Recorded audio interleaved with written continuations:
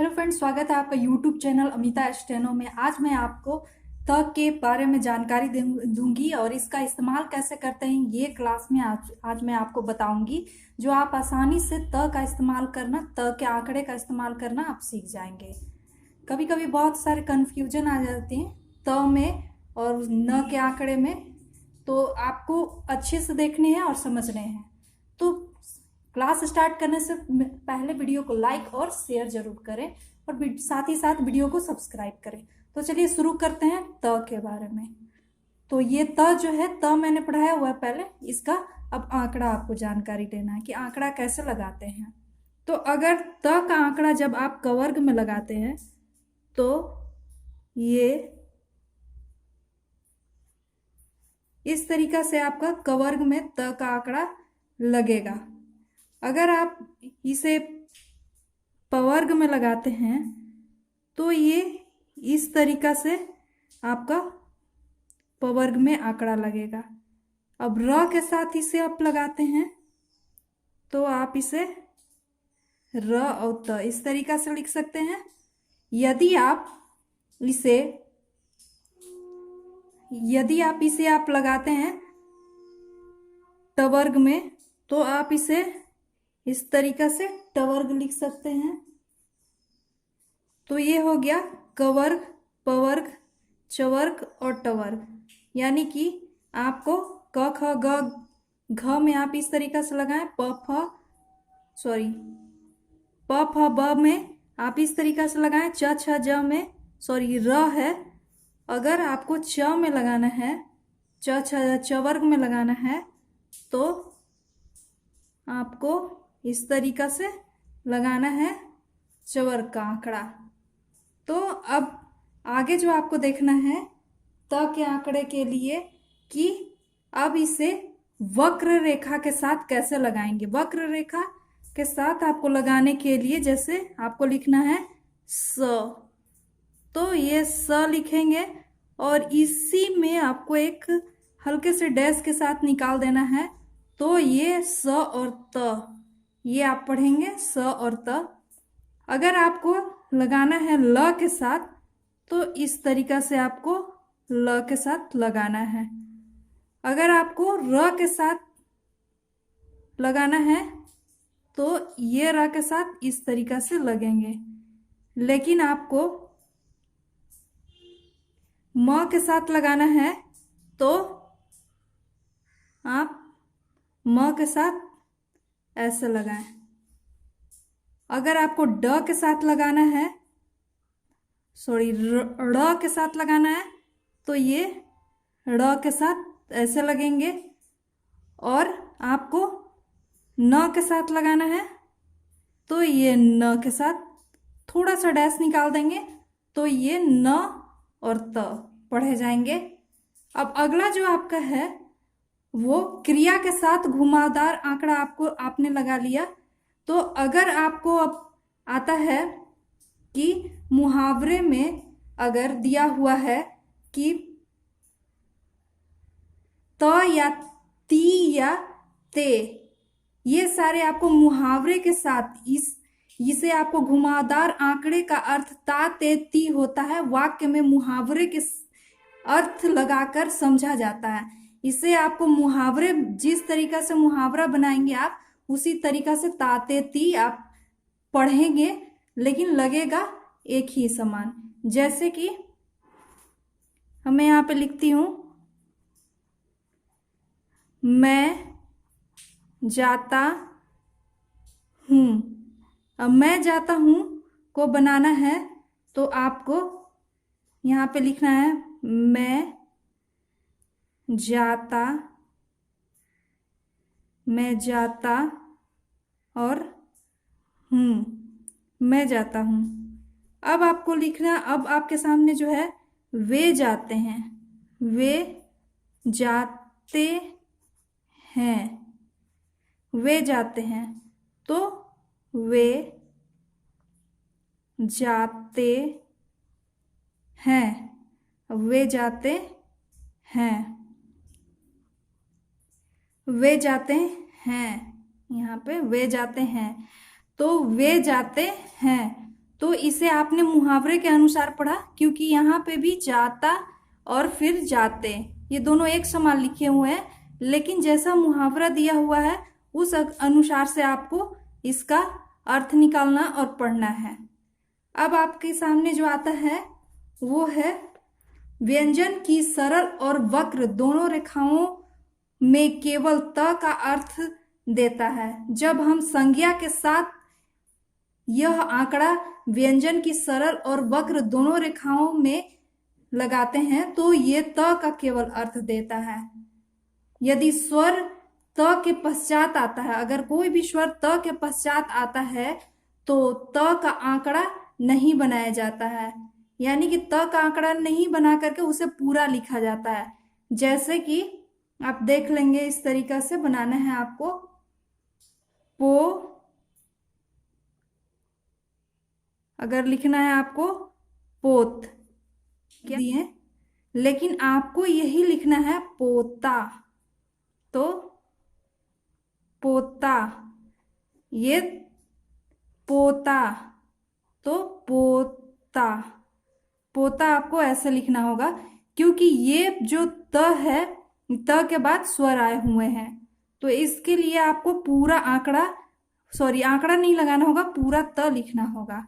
अब आपके सामने जो आता है वो अगर गोत है, अगर लिखना है आपको गोत, तो ये हो जाएंगे गो, क्योंकि ग के साथ गो है तो गो और त। लेकिन आपको लिखना है गोता, तो आपको लिखना है क्या, तो गोता, तो ये आपको लिखना होगा गो और ता, यहाँ पे हो जाएगा गोता। इस तरीका से आपको बनाना है। जब भी आपके सामने त के बाद स्वर आएंगे तो आपको पूरी लिखनी होगी, आंकड़ा नहीं लगानी होगी, त को पूरा लिखना होगा। अब है आंकड़े सरल रेखा के साथ यदि बीच में आता है तो इसे कैसे मिलाएंगे। जैसे आपके सामने लिखा है प त प, तो इसे कैसे आप मिलाएंगे, तो आपको लिखना है प त और प। अब आपके सामने जो है प त और क, तो आप इसे सरल रेखा के साथ जब भी आए तो आपको कैसे मिलाना है, तो आपको इसी तरीका से मिलाना है। बीच में अगर आते हैं प त और क, तो आपको इस तरीका से मिलाना है। अगर आता है च त और र त और र, तो आपको र त और र इस तरीका से लिखना है। आपके सामने अगर लिखा जाता है च त और ट, तो आपको लिखना है च त और ट। इस तरीका से आप इसे बनाएंगे। अगर आपके सामने र स और ह लिखना हो तो र स और ह आपको ऐसे बनानी। अब जो आपके सामने है, जब त बीच में आता है तो यह आंकड़ा केवल त का ही उच्चारण देता है, ता ते ती का नहीं। यदि त के पश्चात कोई स्वर आता है तो वह अगले व्यंजन के पहले नियम अनुसार लगाकर प्रकट किया जाता है।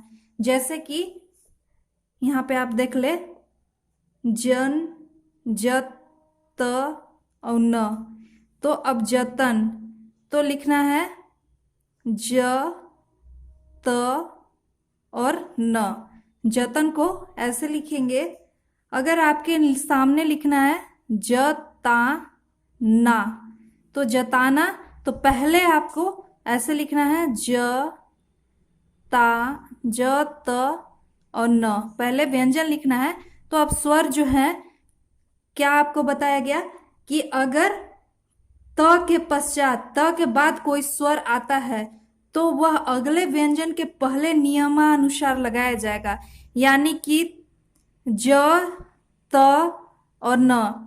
तो त का जो है ता, तो आ पहले स्थान पे लगाया जाता है, आ तो आपको यहाँ पे लगा देना है आ और ना, तो जताना, इसको आप पढ़ेंगे जताना। अब जैसे कि आपके सामने लिखना है जीतना, जीतना, तो आप इसे कैसे लिखेंगे जीतना को? तो लिखना है आपको ज त और ना, तो यहाँ पे आपको लगा देंगे जी। तो ये ज के साथ जी आया हुआ है, जी त के साथ नहीं आया हुआ, तो ये पहले लगेगा क्योंकि यहाँ से त का आंकड़ा शुरू होता है, और ये ना, जीतना। अब आपके सामने जो है पोतना, पोतना बीच में आया हुआ है, तो प त और न, तो पो स्वर आया हुआ प के बाद, तो इसे हम लगा देंगे पो त और फिर ना, न के बाद स्वर आया हुआ तो पोतना। अब जो आपके सामने आता है प त और ला, तो पतला को कैसे लिखेंगे? तो प त और ला, तो ल के बाद आया हुआ स्वर तो पतला, ऐसे लगाएंगे। अगर आपके सामने आता है पुतला, पुतला, तो आपको पुतला कैसे लिखना है? प त और ला, तो प के बाद आया हुआ पू, तो यहाँ पे पू लगेगा क्योंकि त के साथ आंकड़ा नहीं है, इसका अंत यहाँ पे है, तो प का, तो अंतिम में आपको लगाना है पू, त और ला, तो आप इसे ऐसे उच्चारण करेंगे। लेकिन यदि बीच में यह त का आंकड़ा केवल सरल रेखा के अंत में लगाकर आता है, जैसे सरल रेखा के अंत में, तो सरल रेखा के अंत में लगाकर आता है, तो वक्र रेखा के अंत में लगाकर बीच में नहीं आता। यह अगर सरल रेखा के साथ ही सिर्फ लगाया जाता है, जैसे कवर्ग, क के साथ आपको लगाना है, तो आपको लिखना होगा यह सरल रेखा प त, यहां होगा पताका, सरल रेखा के साथ लगा हुआ है ये क, तो पताका, प ता और का, तो ये हो जाएगा प ता और का, पताका, ऐसे लिखेंगे। लेकिन आपको वक्र रेखा के अंत में इसको लगाना है, तो इसके लिए आपको पूरा आंकड़ा लिखना होगा। जैसे आपके सामने है मतलब, अब मतलब, तो इसको कैसे लिखना है? तो म त ल अब, तो यहाँ पे काट देंगे। ये मतलब ऐसे लिखे जाएंगे, पूरे आंकड़े त के लगेंगे जब वक्र रेखा के साथ आएंगे, लेकिन सरल रेखा के साथ आप लगाएंगे तो इसे आपको आंकड़े के साथ लिख सकते हैं।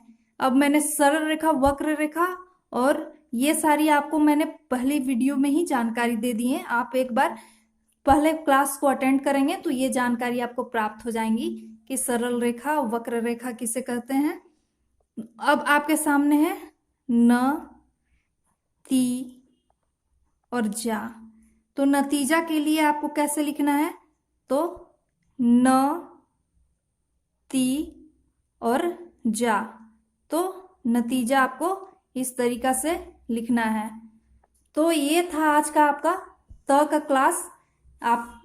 मैं समझती हूँ कि आपको ये क्लास बहुत अच्छी लगी होंगी और आप अच्छी तरीका से त का आंकड़े का इस्तेमाल करना भी सीख चुके होंगे। तो मिलती हूँ अगले नेक्स्ट वीडियो में, तब तक के लिए धन्यवाद। वीडियो को लाइक और सब्सक्राइब जरूर करें। धन्यवाद।